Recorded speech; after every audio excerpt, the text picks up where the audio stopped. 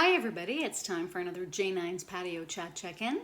It is Wednesday, my third day of work at Health Canada, so I'm, of course, still getting myself orientated and figuring out what I'm doing, but it was a good day today. I met some of my larger team and that was wonderful, and we sang a goodbye song to one of our colleagues, well, a colleague I just met actually, and so it was nice to see that because that's something that we did at FAC, so I was happy to see that it's something that happens also in my new workplace.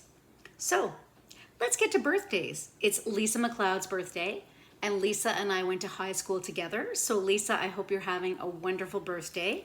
We graduated from Riverview in 1991.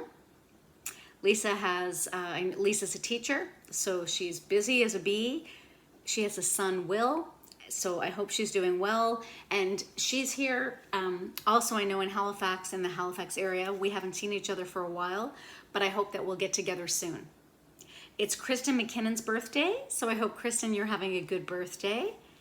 Kristen has some beautiful kids that are connected to my family, so I hope that Kristen is having a great birthday, and I hope you're enjoying yourself. And finally, it is Ryan's birthday, and Ryan is Zoe's boyfriend, and Zoe is my friend and pretty much family member, Yvette's daughter. So Yvette is my parents' goddaughter, and Yvette's parents, Basil and Kathy, are my godparents. So my parents are her godparents and her parents are my godparents.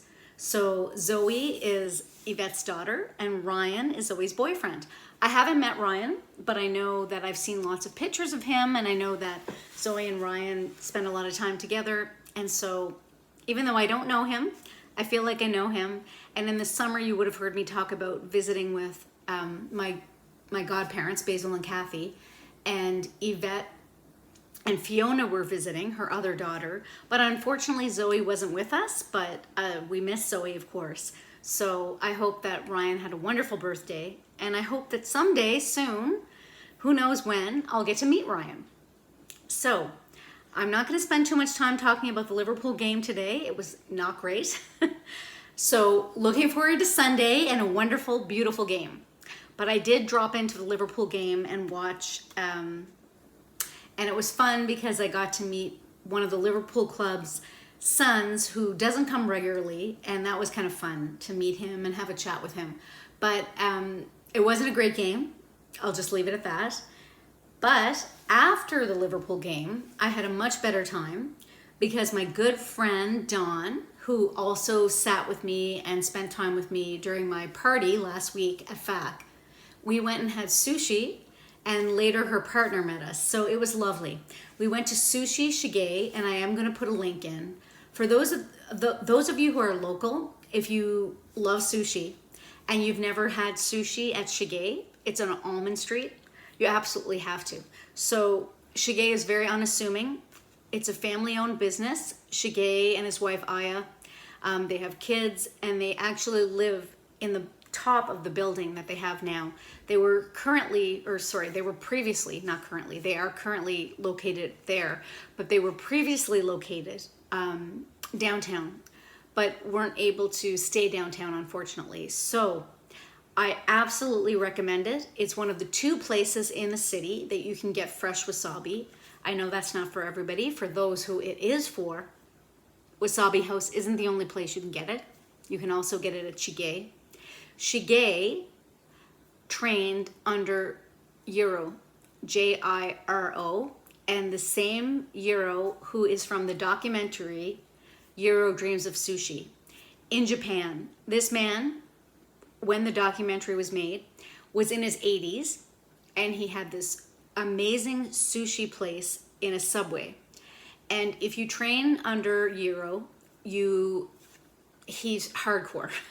You learn months and months of learning how to make rice properly before you even touch sushi. So we're so lucky to have somebody in our city who had this training. And I just think it's amazing sushi. So I know you'll see all these places where you can get all you can eat, and you know, a lot of people talk about that. And don't get me wrong, I appreciate if you're on a budget that may be an option that you take, but if you can, I would completely recommend supporting Shige because it's a small, like I said, a family-owned business, and he pays intense attention to the sushi, to the fish that he brings into his location. I'm never worried about eating something that is not, appropriate or that's not fresh. And when you're eating raw sushi, you want to know raw sushi. When you're eating raw fish, that's what sushi is, obviously. You want to know that you're eating something that's safe. And I would not hesitate to send anyone to this restaurant.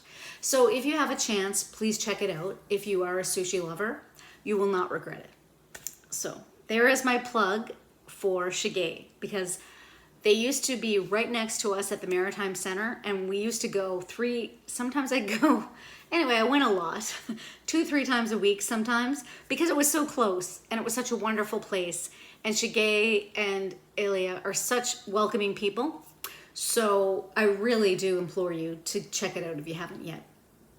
Also, I found out from a couple of coworkers today, one in Quebec, that it is Poutine Week, February 1st to 7th.